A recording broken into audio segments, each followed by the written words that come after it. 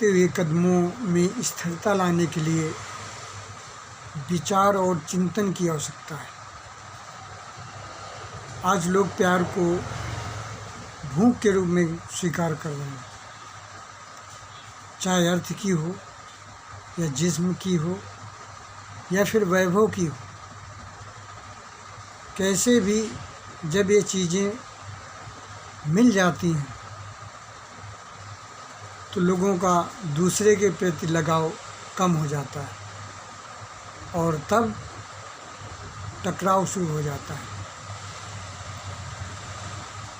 और रिश्ते टूटने और बिखरने लगते हैं।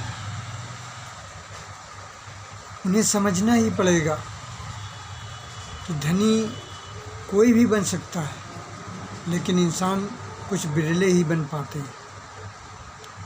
इसलिए जीवन में चरित्र को चुनो। संत वो नहीं जो मंदिर मस्जिद के विकास में लगे हुए हैं। असली संत वही हो सकता है जो वैशाल्य में भी बैठकर मर्यादा लोगों के अंदर भर देते हैं। देश की आधी से ज़्यादा जनता अंधकार में भटकती रहती है, जिसका कारण ये है कि सभी समस्याओं से ग्रस्त लोग और उन समस्याओं का शॉर्टकट ढूंढने में लग जाते हैं, जो उन्हें मंदिर या मस्जिद में दिखाई देने लगता है, जबकि किसी भी समस्या का शॉर्टकट रास्ता है ही नहीं।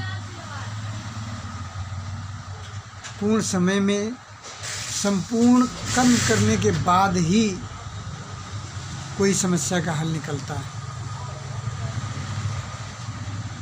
कोई बच्चों के अभाव में परेशान है, कोई बहुओं के अभाव में परेशान है, कोई वैवाहिक जीवन के अभाव में परेशान है, कोई धन के अभाव में परेशान है, कोई इलाज के अभाव में परेशान है। इन तमाम सारी परेशानियां हर घर में व्याप्त हैं और उस परेशानियों का हल यदि कहीं से भी किसी तरह से उन्हें महसूस होने लगता है तो वो उस तरफ ही आंख बंद कर निकल पड़ते हैं और वो उसी को खुदा समझ बैठता है।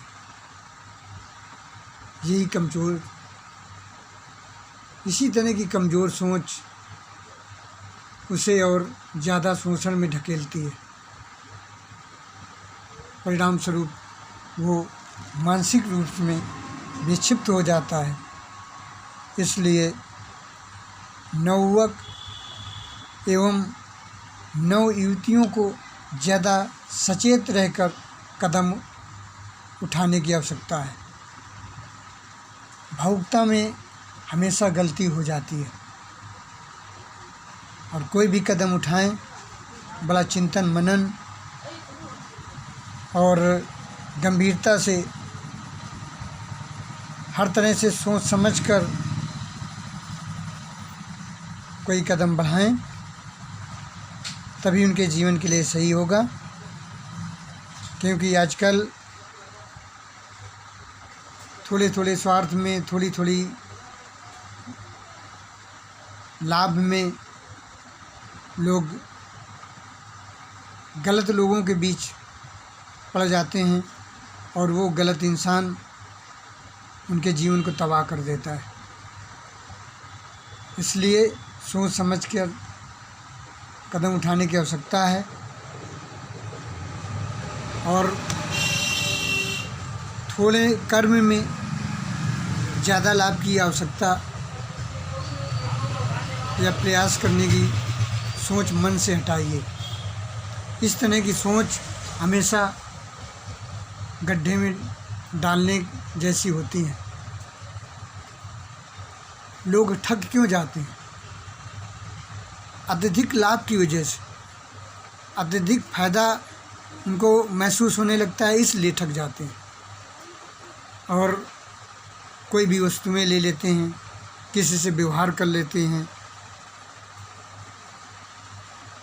कोई ऐसा कदम उठा लेते हैं जो उनके जीवन को ही तबाह कर दे।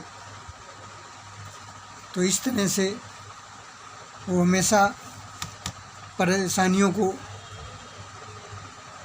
पैदा करते हैं। परेशानियां का पहाड़ स्वयं लाकर खड़ा करते हैं और सारी ज़िंदगी पश्चाताप में रो रो कर गुजार देते हैं। इसलिए सभी देशवासियों से, सभी भाई बहनों से मेरी विनती है, कम कर्म में ज़्यादा लाभ किसी को नहीं मिलता। पूरा कर्म करिए, फिर पूरा लाभ चाहे लेने के प्रयास करिए। यही सत्य है। जय हिंद, जय जय हिंदुस्तान।